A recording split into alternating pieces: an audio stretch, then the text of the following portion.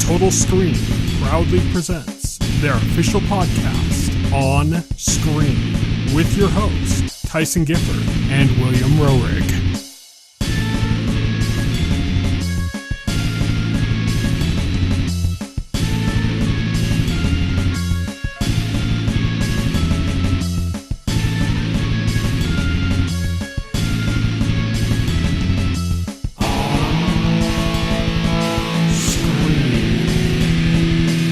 Hello, everybody, and welcome to On Screen, the official podcast of the Total Screen. My name is Tyson. My name is Will. And today we are going to be talking about The Last of Us Season 2. We've also got a pretty large On the Horizon segment to talk about what's coming up in the next week. And we've got quite a few news stories and just a few trailers to go over in our news segment on Beat. Let's kick things off with On the Horizon.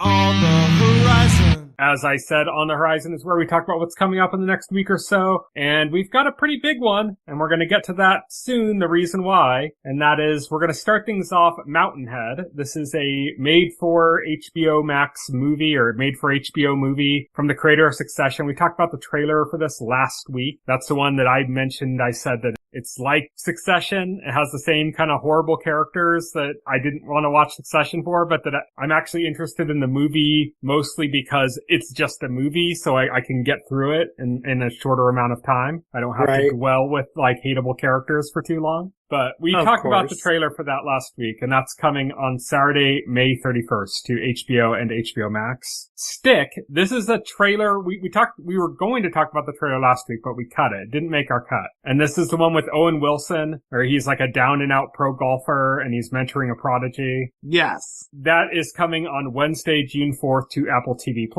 Now here's the big one. Wow. On Thursday, June 5th, the Switch 2 console launches. Oh, that's not big. So we have that, but then we got all the games coming out for it. So I broke these down. First, we got the Switch 2 exclusives. We got Mario Kart World, Nintendo Switch 2 Welcome Tour, which is a download game. Fast Fusion, also I don't think there's a physical version for that. No, it's digital. Not yet.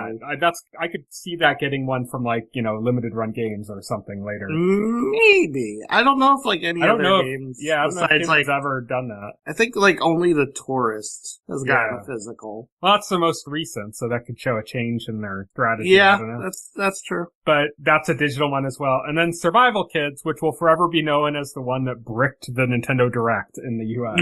Yes! Which I didn't know. Did you know before they did the release of the update for Nintendo Switch Online that was originally like a Game Boy Advance game or something? I didn't know it because the fact that the Nintendo Direct crapped out during it made it so I never really got a chance to register that this was a sequel to Konami's franchise from the Game Boy. Yeah. I didn't know that until they released it on Nintendo Switch Online, the original, and then I looked at that and I looked at this and said, who would play this version? This looks so generic. It does. It's a multiplayer thing. The Game Boy Advance one looks actually kind of good, and this one just looks really bad. Oh yeah. Also, the game series Lost in Blue. Yeah. Those are sequels to Survival Kids. So they just renamed the series to Lost in Blue. I guess now it's Survival Kids again. They're we need to revive this franchise and make it completely uninteresting. Yeah. Yeah, it's a multiplayer game now. It's weird. I don't know. But those are all of the Switch 2 exclusive games coming. Then we got the ports and the multiplats, and we're going to start things off with Cyberpunk 2077 Ultimate Edition, which is making itself onto a 64 gigabyte cartridge. It's one of the few games actually getting a cartridge release. It's not published by Nintendo. This is the game that you get to really show off the graphical capabilities of what the Switch 2 can do. Every time they release a new piece of footage from this game, it looks better and better. Yeah, yeah. What they showed during the Direct looked okay, and then you saw stuff that came out from the teaser events looked okay, and then they just released recent 30 minutes of footage and it looks really good. It's from a newer build of it. They've done some magic on this. Oh yeah, it's crazy. Speaking of a port, well, this one's actually a remaster. Yeah, technically, this isn't like a port? Because this is like a remaster and it's like exclusive. It isn't a remake though. It's True. It's a remaster because it still looks like a 3DS game pretty much. It looks like a clean 3DS game. Bravely Default Flying Fairy HD Remaster. It's got some additional exclusive content as well. Yeah, which again, this came from the 3DS, so. Mm-hmm. We got Hitman World of Assassination Signature Edition. This is IOI's signature game, basically, and it's like a constantly update. It's kind of like live service-esque, isn't it? They like update missions and stuff. Yeah. They combined the previous Hitman games. They're just constantly like adding content to it now. We have Kunitsu-Gami Path of the Goddess. This is a Capcom game that's kind of artistically similar. I've seen it compared to like Okami just for its like use of like old Japanese style art and ideas and stuff, even though visually it doesn't have that like flat, like painterly look. Mm-hmm. But it's like setting wise, it looks kind of similar. And is it like a Monster Hunter like? Like what is this? This is like an action game. I don't know. It's not a Monster Hunter like. It's like an action game. I don't know. It's its own thing. Okay. It was a budget game though, wasn't it? Like originally came out for like $40 or something on like PS4. Yeah, on the other platforms. Yeah. Nobunaga's Ambition Awakening Complete Edition. This is also coming to PS5 on the same day. Yeah. That figures. We have Sonic X Shadow Generations. I believe this is already out, isn't it? And then now it's coming to Switch 2. But it's not a Switch 2 edition. There's no upgrade path. Yeah, it's a port from the PS4, 5, and Xbox Series. There is a Switch 1 version of Sonic X Shadow Generations. But there's no upgrade path. Like, Hogwarts Legacy and Civilization 7 are both have like upgrade paths. They're both like Switch 2 editions. Even though it's like a complete new version of the game, they still have that upgrade path thing, and this does not. Right, yeah, exactly. Then we got Split Fiction, which is, I believe this is a game key card. A lot of them are. No, this is actually code in a box. Okay, so it's worse. Yeah.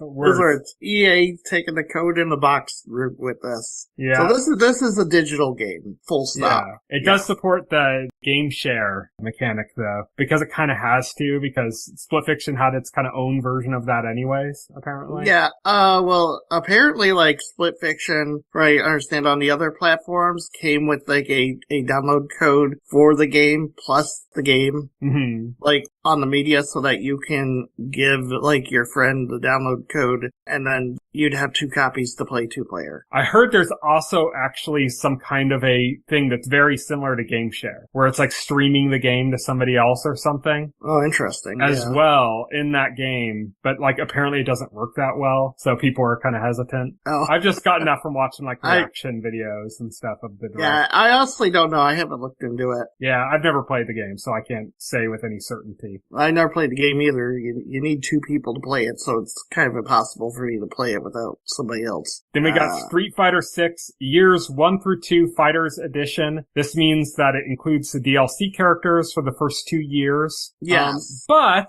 Capcom going out of their way to make things bad for gamers, to be consumer unfriendly. The game is on a keycard, and the game that you get with the keycard doesn't include that fighters, years 1 through 2 fighters. That's a separate code that you have a limited time to enter. I just want to clarify, the years 1 through 2 fighters, like, they're also releasing this edition on the other platforms that they released Street Fighter 6 on. And it's also as a code, right? It's a code on the PS5 and Xbox for the years 1-2 fighters DLC, yeah. So the DLC isn't physically on anything. Yeah, and I guess, like, yeah, this is made worse by the fact that for the Switch 2, the base game isn't even on the cartridge. So yeah, so you have to download the game and then put in a code to get that thing, even though you have to download it anyways. Yes. And the code expires. The code has an expiration, so if you don't get to it in time, if it sits on the shelf for a while, it can just not work. Yeah, I don't know why they do these things. Like,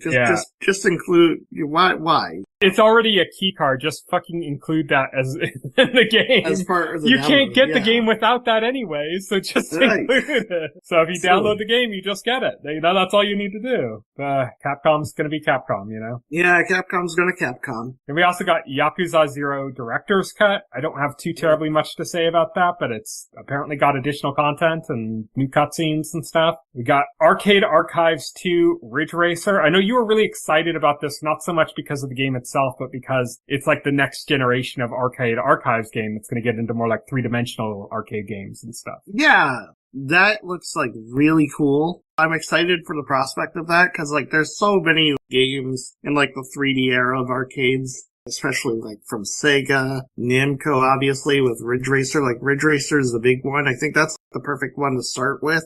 There's lots of stuff that you can do with that, so I'm excited. That's it for the ports and multiplats, and now we're going on to the Switch 2 editions or otherwise on Switch 1 games. We got The Legend of Zelda Breath of the Wild and The Legend of Zelda Tears of the Kingdom. Just so everybody knows, because this isn't being said all that widely for some reason, but this was confirmed on day one after the Direct, that these two games are included if you have Nintendo Switch Online plus Expansion Pass. Yes. So if you have Nintendo Switch Online plus Expansion Pass and you have those games, you also have to have those games, you get the Switch 2 edition upgrade for free. Or you can buy it, and I think it's supposed to be $10 for those ones because it's just a graphical update. Isn't it supposed to be like it's $20 if there's additional content and $10 if it's just a visual overhaul or something? Yeah, it's $10 for graphical upgrades and then it seems to be $20 if there's DLC involved. Mm-hmm. I don't know if that's like universal pricing. That's just pricing for like what we know about.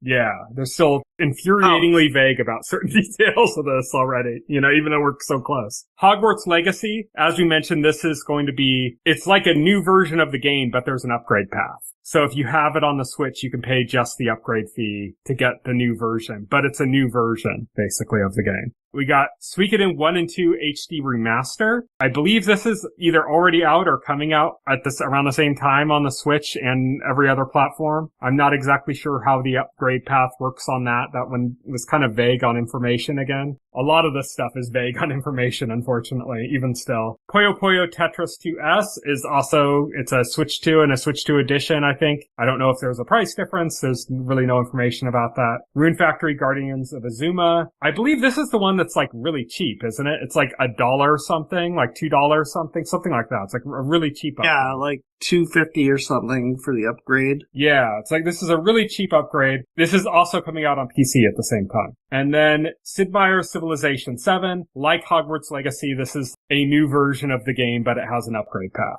And then you have Deltarune, which is free, right? It's still free. And the first two chapters had been up on Switch, and the second two chapters are going to be available, as well as the first two chapters for Switch 2. So it doesn't matter if it's Switch 2 edition or not, because it's free anyway. So kind of like the next game, Fortnite. So rather than worry about Switch 2 editions, Fortnite's a free game. It's free to play, so they just made a completely new build for it. And then the last three games we got coming to the Switch 2 on the first day are The Legend of Zelda, The Wind Waker, F-Zero GX, and Soul Calibur 2 by way of Nintendo Switch Online for GameCube. Yes. Which, if I recall correctly, GameCube is exclusive to Switch 2. You can't get the NSO GameCube app on Switch 1. Yes. Right. And they added some updates with new features to Nintendo Switch Online for N64. And some of those are available also on the Switch. They're new updates that are going to come to the Switch, OG Switch, vanilla Switch, if you will. Yeah. And then there's other features that are going to be exclusive to Switch 2 for the N64 version of Nintendo Switch Online. Yeah, apparently the screen filters, you have to have a Switch 2 for that. Because Switch can't handle that N64 graphics.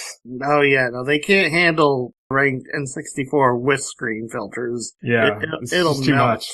Project Reality. Project Reality, yeah, exactly. So now that we're through the Switch 2 stuff, we've got Predator Killer of Killers coming on Friday, June 6th. This is an anthology movie. I thought it was an anthology series, like a series of shorts, but it's actually like a movie made up of shorts. And that's coming on Friday, June 6th to Hulu. This is the animated one that's going to cover all sorts of different areas. One looks like an aerial dogfight, maybe World War II era. Another one is like in ancient Japan. There's like a Viking one, I think. But they're all like a movie made up of anthology stories or something, rather than separate episodes. So I guess you do you, Predator Killer of Killers. Right, exactly. And then we've got 4 movies hitting theaters on Friday, June 6th, starting off with Ballerina, which is the John Wick spin-off movie. Then we got The Phoenician Scheme, which is the new Wes Anderson movie. Got Dangerous Animals, which is about a shark diver / serial killer. and The Life of Chuck, which is the Stephen King story-based one that's directed and adapted by Mike Flanagan and starring Tom Hiddleston. This could be a good watch. This is more along the lines of like Stand By Me Stephen King than it is like It Stephen King. Yeah, exactly. But that is it for our On the Horizon segment, and now we're moving on to On Beat.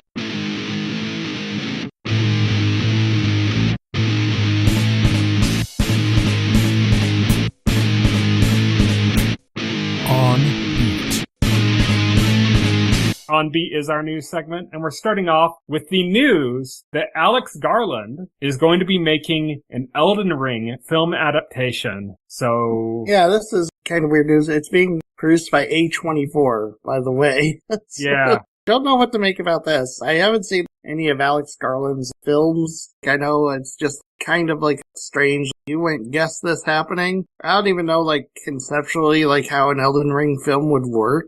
Yeah, I mean, I've seen a few things from Alex Garland, but I don't know, I was put off a little bit by some of his choices in his last big movie, which was Civil War journalist. Yeah, Civil movie. War. I haven't seen Civil War. Yeah, I haven't seen it either, but the problem is more in the credits of the movie, and like some of the people he thanks and gives credit to and stuff are kind of like, I don't know about that, you know, like giving thanks to a neo-Nazi. It's like, I don't know about that. It gives me a little bit of pause on Alex Garland as a whole. Right. But what's interesting to me about this story is A24, because they're an art house studio, which is like basically indies made by studios, and they're going to be doing Elden Ring, which really can't be done on like an art house budget. Like it just couldn't, you know? So this is going to be like maybe a shift for A24 as a company into more expensive projects. I don't know. But yeah, I'm sure George R. R. Martin will find a way to contribute any way to get out of writing more books. He is listed as a producer on the films. I thought it was interesting, though, because I saw the Deadline report. They had George R. R. Martin as the producer of the film, but for some reason, Hidetaka Miyazaki is not listed as the producer. Shouldn't he get a producer credit? It seems like he should. Yeah, weird.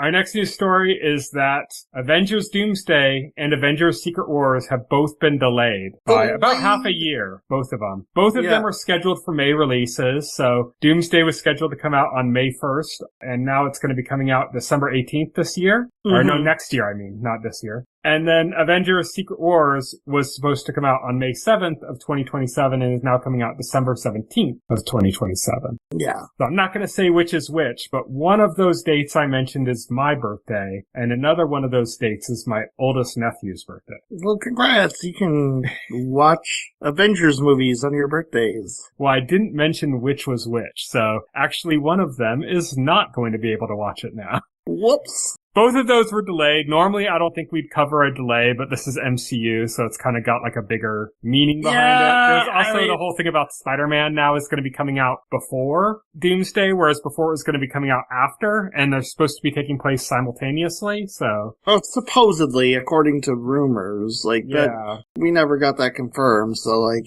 supposedly. Yes. Yeah, I don't know. I mean, I'm sure they have it figured out. I mean, it delays, sure, but, like, delays for, especially for, like, Marvel, like, Disney movies are pretty routine at this point. Yeah. So, yeah, not entirely surprised by this. I'd rather them delay it and release something better than rush it out the door and have, like, some jank. Yeah, exactly. Speaking of things rushed out the door with jank, well, you said that segue. Cyberpunk 2 is gone into pre-production. It's expected to release sometime before 2077. Expected. We'll see if they can keep that. Right. Oh, yeah. But yeah, that's a big, huge game that's going into pre-production now. And we knew that Witcher 4 is in full-blown development right now. And I think some of us just figured Cyberpunk was going to be way off. Like we weren't going to hear anything about the new Cyberpunk until close to, if not after, the release of Witcher 4. And now we're hearing about it already, and Witcher 4 is still a ways off. So they've got separate teams working on this, which is good. Means that it's more likely we'll get it in our lifetime, hopefully. Right. If not, we can prepare our grandchildren to enjoy Cyberpunk 2 in our stead.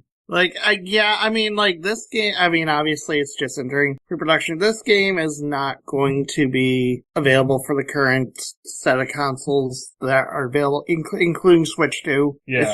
It's just not. It's plan to buy a new console for this game whenever it comes out, because it's going to be like that long. Because Witcher 4, which is much further in development, isn't expected to be out before 2027. Yeah, and that's like in active development, whereas Cyberpunk 2 just entered pre-production. Yeah, exactly. It's a ways off. Like I said, expected to release before 2077. Yeah, exactly. Sometime before 2077, but it's good to have confirmation that they're making it. Yeah. Next up, we've got some more bad news. The Black Panther game at EA has been canceled, and Cliffhanger Games is shuttered. This makes me so sick. This keeps happening. EA just closed down like a number of other developers just recently. Yeah, just recently. This whole thing, okay, I get it, sure. Black Panther game, maybe that had development issues, maybe that was going nowhere, fine. Cancel the game, but do you have to throw out the entire studio with the game? That's madness. That is like, to me, that's insanity. That's like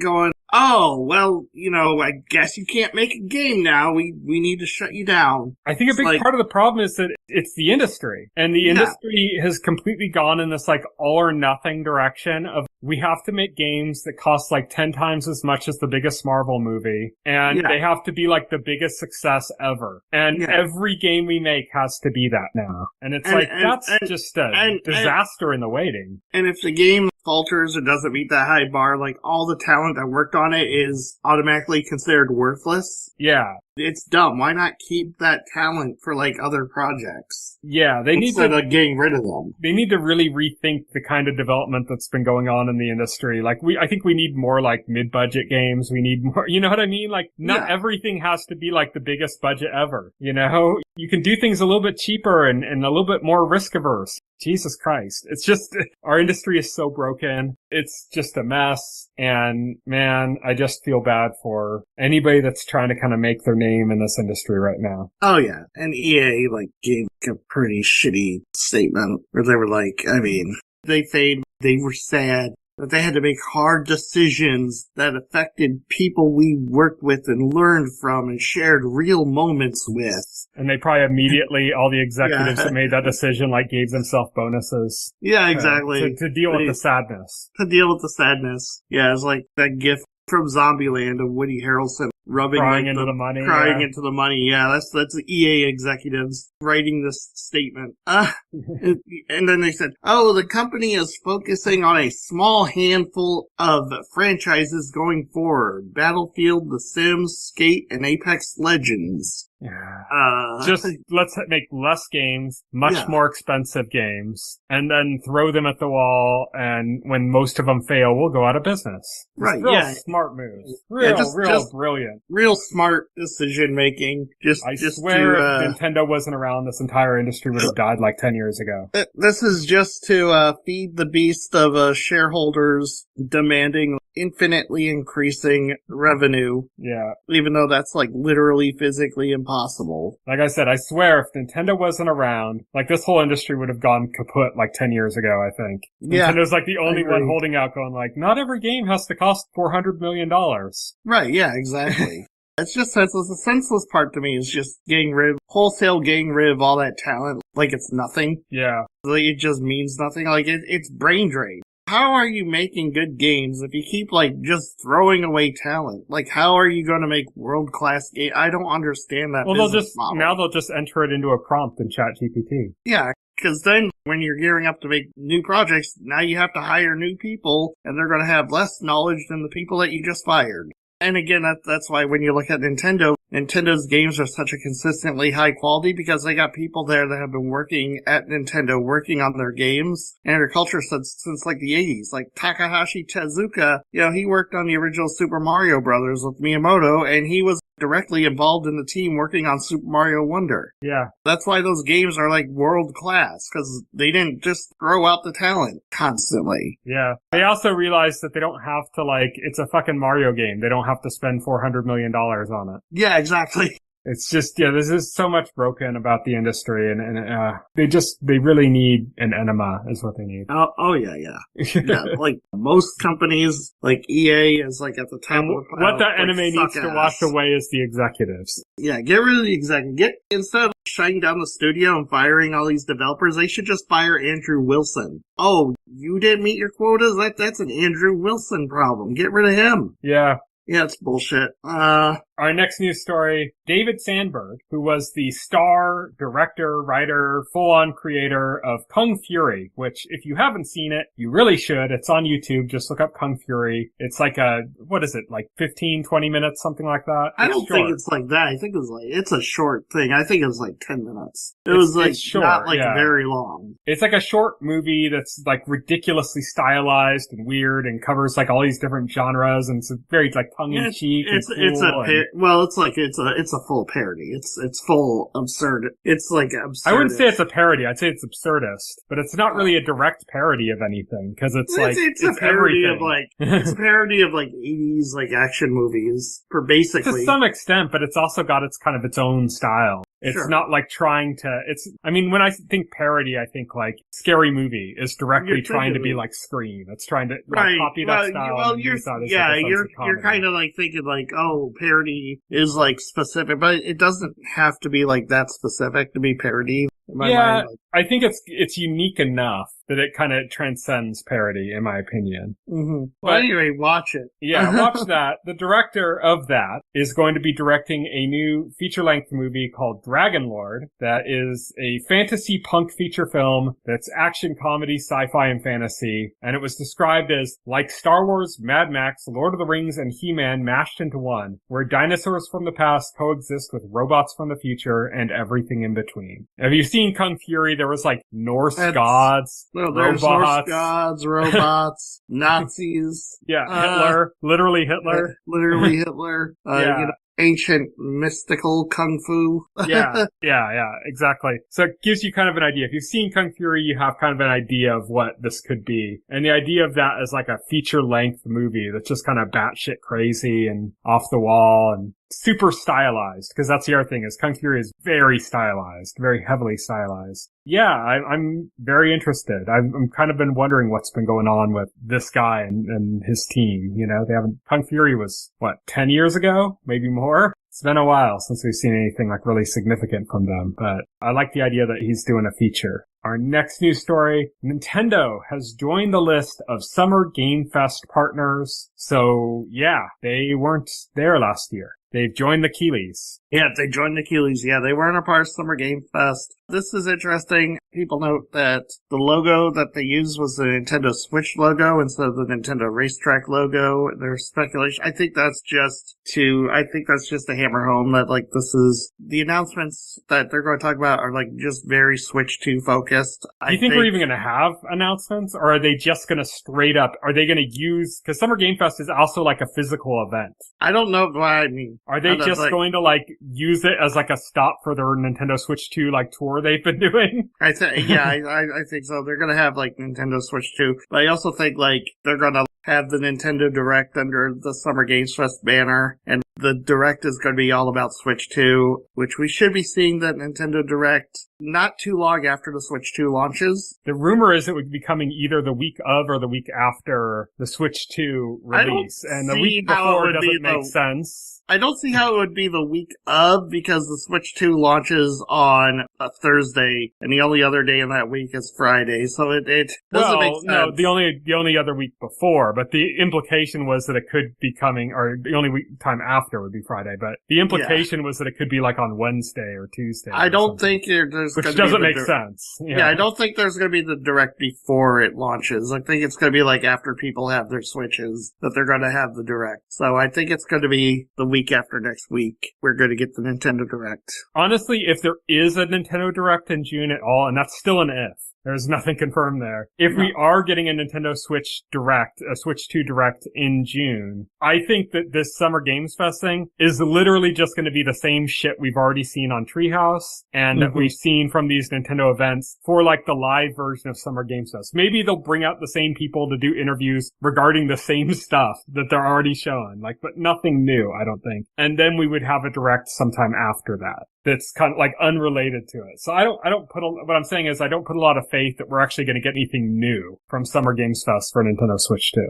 Right. I think this is just like, when Nintendo's listed as, they're going to be at PAX East or something. And it's like, yeah, they just made their systems available for people to play at PAX East. That's it. They were already putting them on a tour, like they were already doing stuff like that. And it's just, they said, well, we'll also do that. It's like when a band is on tour, but then they also play like a music festival or something, like their tour happens to land them in that location at that time and they play that music festival. But to them, it's like, it's just another stop on their tour, I think that that's what this means, but I could be wrong. Right. It's also worth noting that Summer Games Fest starts on June 6th. The Switch 2 releases on June 5th. So it's literally Summer Game Fest starts the day after the Switch 2 launches, like right after. It's also worth noting that there's some other big events coming up around this time too. Most notably Tudum, which is coming on May 31st. This is a Netflix event. Obviously it's not going to have anything to do with Nintendo, but it's Netflix's event where they show kind of their more geek focused movies and TV shows and stuff. That's coming on May 31st. And then Comic-Con, which is of course like the big granddaddy of them all, is coming on July 24th. Yeah. That's the main Comic-Con. Yeah. Comic-Con Prime. Yeah, we're getting into like the summer geek season. A lot of exciting stuff is right around the corner right now. Yeah, definitely. So you're going to be hearing a lot of stuff springing up throughout starting basically this weekend and going on forward. You're going to be seeing just like a deluge of stuff coming out, basically. But that's it for our regular news stories, but we've got 2 trailers to cover as well. And so we're going to start things off with Countdown, which I described to you when we were talking about what trailers we're going to keep as it's Dean Winchester in 24. Oh, yeah. Countdown is a new Amazon Prime series, stars Jensen Ackles, who played Dean Winchester in Supernatural. He also plays Soldier Boy in The Boys. And yeah, he's playing a very Dean Winchester-esque character, but he's like this counter-terrorist guy, kind of like a Jack Bauer type. Yeah, it looks fun. With like more charm, like Dean Winchester. Yeah, It's not played intense like Kiefer Sutherland's character. No, it's yeah, played exactly. It's played, like a charm, like this goofy, charming guy that Jensen charismatic badass, yeah. Does so well. Yeah. So nothing in the trailer really particularly stood out except it was very Jensen Ackles. Yeah. It set the tone. It's interesting because, like, he's got this series. He's also got The Boys spin-off series that he's doing. And he's also in the next season of The Boys. The final season of The Boys. He's very busy right now. Yeah. Plus, I think he plays a character on that Tracker show that's got the guy who played Green Arrow in Smallville. It's like interesting. His show. It's called Tracker. It's like a CBS procedure or something. And he started like last season. I think he's in this coming season too for that. He's having a very good post-Supernatural career. Yeah. He's busy. Yeah, he's busy. He's taken some lessons from Jack Quaid. Right, yeah, exactly. He talked to Jack Quaid and Bill Skarsgård and they said, just do everything. Yeah, like, he asked Jack Quaid, like, how are you in so much stuff? And he's like, I just take what they give me. Constantly say yes. And then Bill Skarsgård called in and said, yep. Yep. So that's Countdown. And then we got a trailer for Good Fortune, which I'd heard about a while ago and completely forgot this existed. And then the teaser just kind of dropped out of nowhere and it was like, oh, okay, what is this? And then I started watching, I'm like, oh yeah, okay, it's all coming back to me now. This is Aziz Ansari's directorial debut. He wrote and directed this movie and it stars him himself, Seth Rogen, and Keanu Reeves. And it's basically, he's this kind of sad sack guy who kind of hates his life. Keanu Reeves is an angel he's kind of had this very like basic job, like basically helping people that are distracted drivers survive. Right, yeah, like he has like this very like basic like low tier guardian angel job. And he says like, yeah, one of his jobs is keeping distracted drivers from crashing. Yeah. And he wants to do something more, so he talks to his superior and says he wants more responsibility. He wants a lost soul to guide and save. You know, he wants something that's a little more meaningful. Yes. And that is Aziz Ansari's character, who is jealous of his boss, who is Seth Rogen. Mm-hmm. And so it's kind of they're kind of doing their own spin on like It's a Wonderful Life. The idea of like, okay, well, you show him the grass maybe isn't greener on the other side. Show him what it's like to live that life. And, you know, then he can see that he misses his own life and that'll improve him and stuff, but it doesn't work, apparently. And that's apparently the setup. So that's good fortune. It looks like it's going to be a funny movie. Yeah, it looks like it's going to be good fun. In my opinion, best trailer for this week. That sounds like it's not much because we only talked about 2 trailers, but for those of you at home who don't know, we had a list of like 8 to 10 trailers and we cut it down to 2 trailers. Yeah. We cut trailers down. There's a lot more trailers that came out this week, and a lot of them were just like, we don't really know what to say about this, so we cut them. And the 2 we had remaining, good fortune had the best trailer of the group. But yep, that is our on beat section, and now we're going to move on to full spoilers.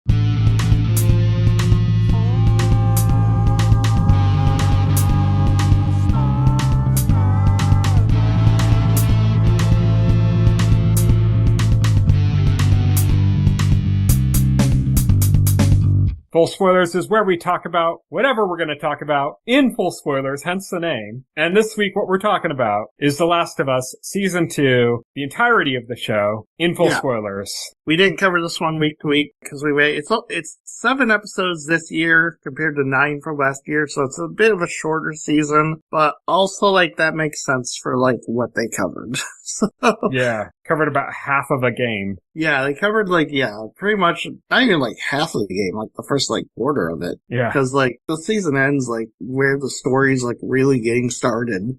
Yeah, I want to get your opinions. I want to get your take on it. So I talked about this when we talked about the first season of The Last of Us. I have serious zombie post-apocalypse fatigue. People talk about superhero fatigue. I am so burnt out on zombie post-apocalyptic shows and movies. I think almost every facet of them has been not only explored, but like thoroughly explored to the point that we have movies like Warm Bodies that are about like zombies that can like fall in love and then regain their heartbeat and become basically human again, except they're zombies. And we have stories like In the Flesh that are like parallels to like homophobia and use that as like a metaphor for coming out and being yourself and stuff. We have zombie stuff like TV shows like, God, what's the one called? Not The Walking Dead, the more comedic one that was on Sci-Fi. Z-Nation. Yeah. Where it's like kind of taken almost like a trauma-like ridiculousness over the top comedic edge to like a zombie series or something. And of course I mentioned The Walking Dead as like this kind of more grounded, serious one that went on for like, 8 seasons and has had like 4 spin-offs already. I just feel like this type of story has been so done. Okay. And I don't really see much unique in The Last of Us. I think it's good. It's well made. And there are standout moments. I think in the first season, the standout moment was the 3rd episode. I don't necessarily feel like I got anything that good from this season. Interesting. And then the key point of a charismatic lead of the story is dead in the 2nd episode. So it's like, okay, and I fully respect he died in the games. He had to die. It was part of the story. It makes sense for the journey that he dies and stuff. But he was like the charismatic draw of the entire series. Yes. And so it hurts when he's gone. Not just because it's painful in the story, but because it makes it less fun to watch. And this is like my biggest issue with season 2 is not the story, but the fact that like Bella Ramsey, like her Ellie isn't a very like charismatic person. I don't know. It's like she doesn't really carry the emotional beats in the way that I feel like she could. She mostly like looks like blank faced and like a deer in the headlights in like most scenes. She just doesn't like to have the charisma or the draw to be like the lead in a show. Like I think she worked. I think that goes back to the games though too, because from what I've seen, that's kind of Ellie. I don't want to like comment on the games because I haven't played it, so I don't want to go there and say like, I'm just saying like games. I haven't played them either, but from what I've seen, like I've watched scene for scene comparisons. So I'm just like commenting. It just looks pretty much the same to me. Right, yeah. So I'm just commenting on the show. Ellie worked great as the cub to Joel's lone wolf. Yes, exactly. and now that the lone wolf is gone and it's just Cub, it lost a big piece of it. It doesn't feel like she can carry the show by herself. I've seen a lot of chatter online that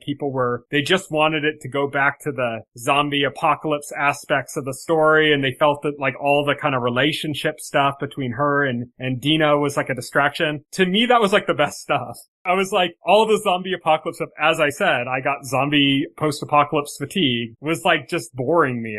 And then it was going into the relationship dynamics and stuff, and I was like, oh, okay, I actually kind of enjoy this. And then it would get back to the zombie apocalypse stuff, and I was like, oh, it's just, I've seen this so many times, you know? Right. And so it just wasn't working for me in that way, and I think that Pedro Pascal carried it so much in the first season. Right. Oh, yeah. He did, like, so much of heavy lifting. It's no surprise to me that the best episode this season is the flashback episode with Joel, with Pedro Pascal. Yeah. Especially, like, when we flash back to his childhood and we see, like, his father, who's, like, a very familiar actor, especially, like, if you listen to this podcast. Yeah, definitely. You got his father, played by Tony Dalton from Better Call Saul. And, yes. Hawkeye. Yeah, and Hawkeye. I played Joel's abusive father. What's interesting is Neil Druckmann said they cast Tony Dalton in this, and Neil Druckmann cast Tony Dalton in his new game Intergalactic, just based off of meeting him on the set of this. Also based off of, like, knowing him from Better Call Saul, of course. But. Yeah, well, they cast him in this because of his role in Better Call Saul. And then upon meeting him and watching him perform his scene, he offered him a job in Intergalactic, like, on the spot, on set. Yeah, on the spot, on set, yeah, which was pretty cool. But to you, like, that was the best episode of the season. The second best episode of the season was episode 2, in my opinion. We got that pretty crazy action set piece. And then obviously we got Joel Died, which, like, was like the big emotional crescendo of the season, you know, and they did it, like, really well. Mm-hmm. It's funny because, like, the character Abby, played by Caitlin Dever, she's only, like, really in episode 2, and then she's in the finale for like a minute. She's in some other parts too. She's at the parts of episode 1 and our parts, but like her grand total screen time is probably about 20 minutes for like the season. Oh yeah. Like Caitlin Dever is like such a good actress. That like she nails it in both things. And it's interesting to me because she's the one who kills Joel. Like, I should probably quickly spell out the plot line for people who are unfamiliar. Basically, what happened is at the end of season 1, Joel killed everybody in that Firefly hospital, including the doctors. Caitlin Dever's character, Abby, one of those doctors, happened to be her father, so she goes out for revenge against Joel. She finds Joel, leads him to a secluded spot, like a cabin where there is, and she kills him in front of Ellie, and then that basically sets Ellie on a path of vengeance to where she's trying to find Abby to kill Abby. Mm-hmm. And that's basically what season 2 is about. I just don't really buy what they're selling me this season, because like what they're trying to do is very obvious. What they're trying to do is say, through vengeance, Ellie is going down the wrong path. Yeah, well, they're trying to say... And we're saying that these people are more sympathetic than Ellie, and actions have consequences and stuff. Well, what they're it's trying just to not say working is... for me, though. What they're trying to say is, like, it's an endless cycle Mm-hmm. of violence. Like, a violent act begets another violent act, which begets another violent act. It keeps going and going that way until somebody breaks the cycle. But they're also trying to justify Abby's side of it over Ellie's. Right, yeah. Which I find very disagreeable. And it's partially is because it's not even necessarily the direct character actions, but it's the fact that it's really hard to get people to sympathize for somebody that just killed your main character. That's it's a huge challenge, and I don't think they meet it. No, I agree. I don't think they meet it. Mostly because Abby has such little screen time in this season, and also because there's another character that we meet this season who is one of Ellie's, like, friends, and who's, like, Dina's ex, Jesse. We see him, like, a little at the beginning, and then towards the middle of the season, he comes in more, and as you spend more time with him, he gets a lot more likable. Almost to like the last episode is like, has like so much of him. By the time the episode ends, you're like, oh yeah, Jesse's awesome. You're attached to that character. Like he has that charisma. And then Abby shows up again out of nowhere for the first time in ages. That's the first thing. She murks Jesse. So outside of Joel, the next person that you're like really getting to love as the audience, Abby just murks him, and you're like, okay, and we're supposed to love this character? She keeps killing everybody we love. Yeah, and it's the thing is, like, I'm not against those kind of decisions. Right, yeah. I just think that those kind of decisions are very hard to pull off. Yes. And some things do pull off those kind of hard decisions like that. There are movies and shows that have been able to successfully make you like characters that are undeniably unlikable when you meet them, and they've done a great job of it. I do not think they've met up to that task with Abby. I don't think they've done a good job of it, and it feels like they're preaching to us, saying, well, if you really think about it, then Abby's in the right. And it's kind of like, you gotta show, not tell. Yeah, You know, you gotta show us that she's in the right, because she's just as impulsive, if not more so, than Ellie. She's just as averse to the consequences, if not more so. I think actually definitely more so than Ellie. She does actions that put the greater of humanity at risk in a way that's more so than what Ellie would do. And yet we're paralleling them and saying Abby's favorable, and that doesn't ring true to me. Like, it just doesn't. Like, I just don't agree with it. And it's not just a case of me not being able to get over her killing characters I like, because I respect that in storytelling. It's a hard move to do, and if you don't nail it, it doesn't work, and I don't think they nailed it. Because it's kind of portrayed as like Abby's justified, but Ellie is not justified in wanting revenge for Joel. Ellie's going down the wrong path. Yeah. And from the very beginning, Abby was very clearly disregarding the safety of her own friends. Like, we saw her before she met Joel. We saw her planning this. We saw her going with this group. We saw her demanding this of her friends, who were mostly pretty innocent people that really didn't want to be doing this shit, but did it because they cared for Abby. And she kind of forced them into it. On the other side, we have Ellie, who tried to sneak away and go on her own without Dina. Dina kind of like forced her way into the accompaniment. Frequently throughout, Ellie's like, are you sure you want to do this? As things develop to point out that like it would be a complicated situation for Dina, Ellie would be like, you should go home. This is somebody who actually cares about the people in her life, whereas it seems like they're trying to tell us that Abby cares about her friends, but they're not showing us that she cares about her friends. Right. Oh, yeah. There's a whole scene in there where Jesse and Ellie find out that Tommy, who came to Seattle with Jesse, Tommy's there now. They find out, like, over walkie-talkie that Tommy has some WLF soldiers, because in Seattle, where they are at, where Abby is at, there's this ongoing war between these two factions. One's like the WLF, and then there's this religious group that they're fighting. The Seraphites. The Seraphites. They're in this war, and like Ellie has just inserted herself and Dina into the middle of this conflict over like Ellie's quest for revenge. Like, this has nothing to do with Ellie, but like she got herself involved because Abby is a WLF soldier. Mm-hmm. Her and all her friends are. Her and all her friends are. Yeah, exactly. And so there's the sequence where like Tommy basically has some WLF soldiers pinned down. He's in a sniper position. They're calling for backup, and Jesse wants Ellie to come with him and help them get Tommy out of that situation. And Ellie basically tells Jesse, F you, I'm gonna go find Abby. I think she's in this aquarium somewhere, so I'm just gonna go there and screw Tommy.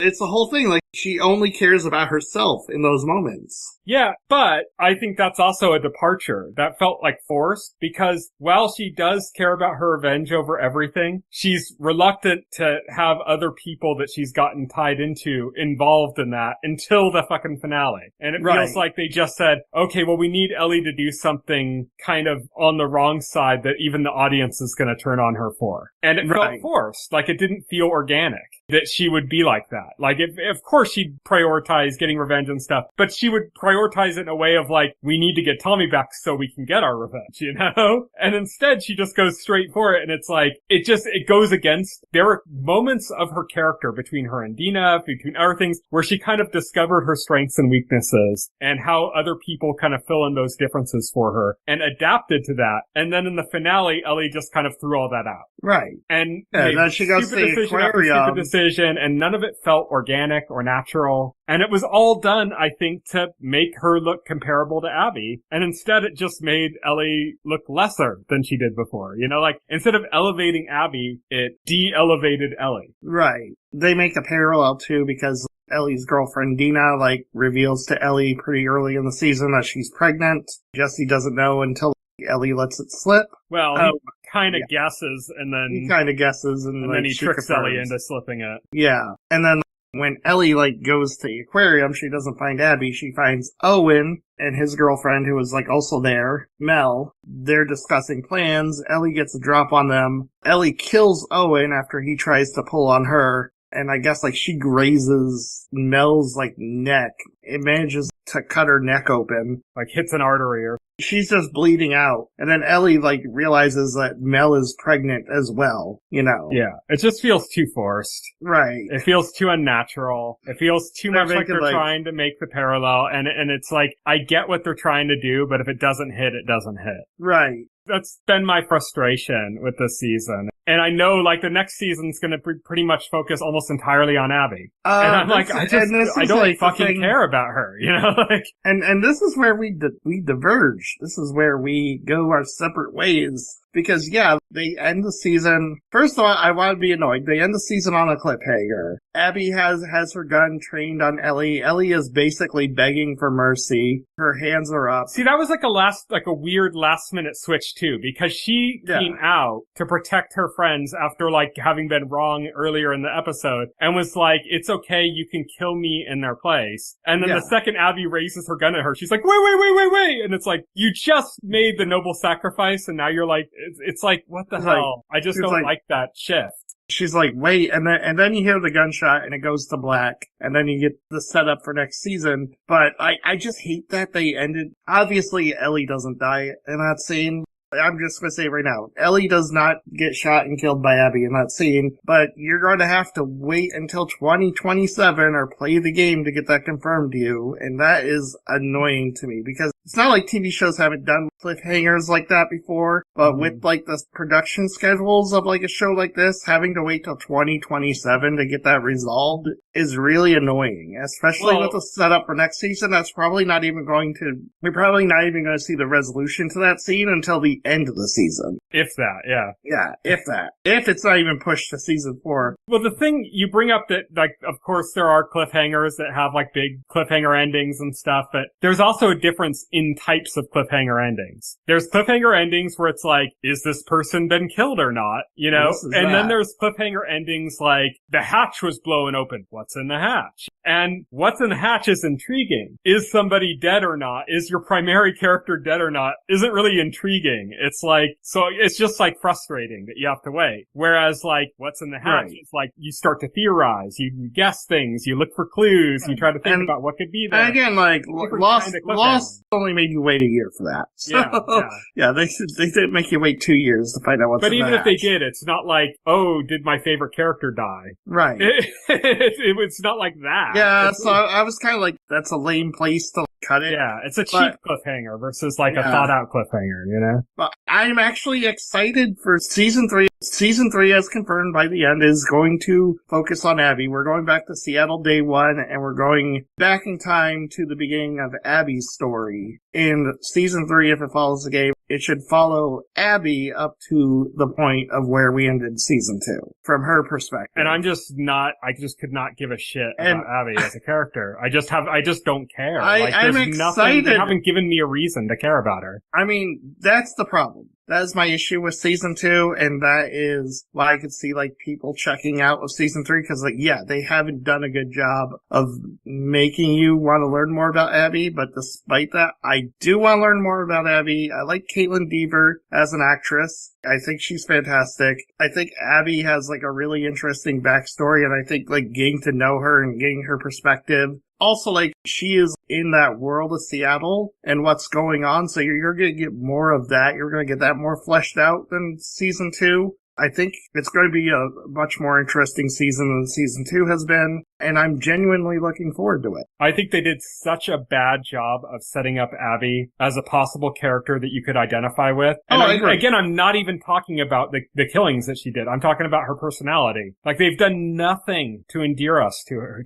I think she needed, like, more screen time. Yeah, maybe, or just, like, a more complicated reaction to certain things, or, you know, it's just like, I have no interest, zero interest in seeing what that character is going to do. And that's a bad place to leave off. Like, you need to give a hint that there's something more to that character. And they gave nothing. And people who've played the game can go, oh, no, you don't know because of this or something like that. It's like, that doesn't matter. It means they didn't do their job of conveying that information. They don't have to make her completely sympathetic, but they have to do something that intrigues you about her character. And I think they completely failed that. I don't think there's anything that's intriguing about her character outside of things that I know about the game. And if I didn't know those things about the game, it would be even less so that I'd care. You know, it's like, it's relying, I think people that look at it as her being a redeemable character or an interesting character are basing that solely on what they know from the game. Because there's nothing there. There's nothing, they haven't displayed any aspect of an actual personality for that character. Like Bella Ramsey, her character, even when she's doing bad things, Ellie's character, even when she's doing bad things or making like horrible decisions or bad choices, she has a personality. You know what I mean? Like, you might think she's doing something really dumb. You might think she's doing something irredeemable, but she has an actual personality. Abby's personality is, I'm serious. That's it. There's like nothing else to her that we haven't seen like much of her to like even make that We've seen enough that they could have given us a hint to her character. And they've given us nothing. I'm not saying this is the actress's fault. I'm not saying that there isn't eventually going to be something interesting about her character. I'm saying the show has completely failed at setting her up. No, I agree. And I think that needs to be, I think it needs to be acknowledged that this isn't just a case of, oh, well, you just don't have all the information yet. It's like, no, they failed at making it something that would intrigue me. Right. Yeah. If they want this to be something that intrigues me and makes me interested for season 3, that's on them to do that, and they didn't. And I think that that's a big failing of the show. And like I said, I don't care that she killed Joel. I don't care that she killed Jesse. I mean, I do from the standpoint that I like the characters, but that's not something that's going to keep me from being invested in the character, you know? Right. I watched complex movies and shows with complex characters that do things that I didn't like. I watched things where I hate a character and then grow to like them. I've seen plenty of stuff like that. But there always has to be a nugget of something to intrigue you about that character, to make you interested in where they could go as a character, despite all the bad things that make you hate them. And I don't think there was anything, like not even the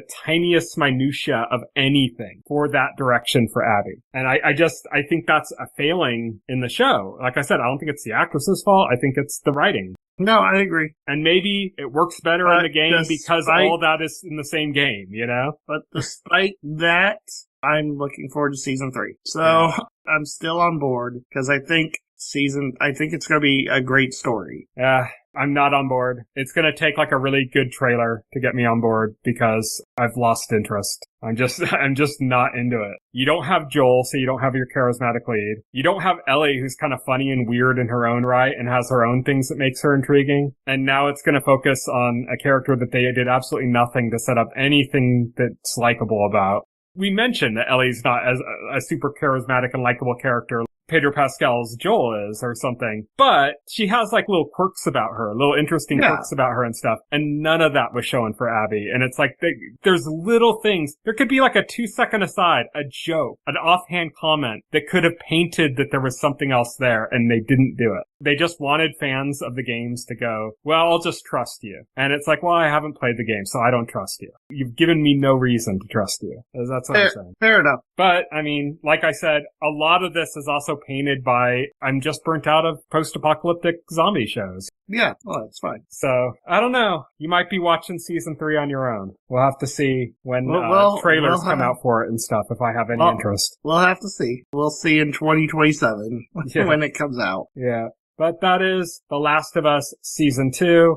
I'm not going to act like it's such a letdown after season 1 or something because, you know, I was already had that post-apocalypse burnout from season 1, so. I think that's doing a lot to, like, for your opinion, it's making me less accepting of bullshit. Mm-hmm. Like, you can accept a lot of bullshit if other aspects are there for you. It's kind of like I say when I talk about how I couldn't watch Succession, because I can't stand all the characters, I hate every single one of them, and I just can't, like, get invested in a show like that, where I hate every character unless there's something else going on. And, like, I could watch something like Game of Thrones and enjoy it because there's fucking dragons, and there's all sorts of crazy politics politics that are really interesting. And there are good characters that I can root for and stuff as well in that world, you know? But in the case of like Succession, I couldn't. And I think I'm in a similar place with this, where the thing that's exciting about this show that should get you in and draw you through all the like low points and keep you moving forward is like the zombie post-apocalypse aspect of it. And that does nothing for me. And if that does nothing for me, then where am I? You know, why am I watching this? We'll diverge on that though, so we'll have to see what comes later. But yeah, absolutely. Until next week, you can follow me on Twitter. I am at Tyson Gifford. You can follow Will. He is at Voxel Hero. Next week, we are going to be doing our pre-Switch 2 release coverage. Basically, we're going to go over what's happening with the Switch 2 release, how our own individual plans are going to play out, like what games we're each getting, what other things we might be getting for it, how we're getting our systems. Basically, we're outlining what our unique individual Switch 2 experiences are going to be for the launch as we talk about the impending launch. We're going to be recording a day early because we normally record on Wednesdays, but the time we would be normally recording on Wednesday, I'm going for the midnight release at GameStop to pick up my system, so I can't do it. So we're going to be talking the day before on Tuesday next week about our upcoming Switch 2 experiences and what we think about everything that's coming up for that. So until then, thank you everybody for listening. You can go to our website, thetotalscreen.com. If you go to our website and open up a container story for any of our podcast episodes and scroll down to the bottom paragraph, you'll find all of the relevant links to our SoundCloud page, our RSS feed, all that stuff's there. So you can check that out. You can also subscribe to our podcast through your favorite podcast client of choice, like Apple Podcast or Pocket Cast. And the entire backlog of our podcast, as well as additional content, is available on our YouTube channel, which you can find by going to our website, thetotalscreen.com. And again, opening up a container story for any of the podcast episodes and checking the links in that article. So until next week, thank you everybody for listening. Good night. Good night. Thank you for listening to the OnScreen podcast, the official podcast of The Total Screen. Visit our website at thetotalscreen.com. This podcast can be found on any major podcast client, including Pocket Cast and Apple Podcast. The entire backlog of this podcast and other content can be found on our YouTube channel.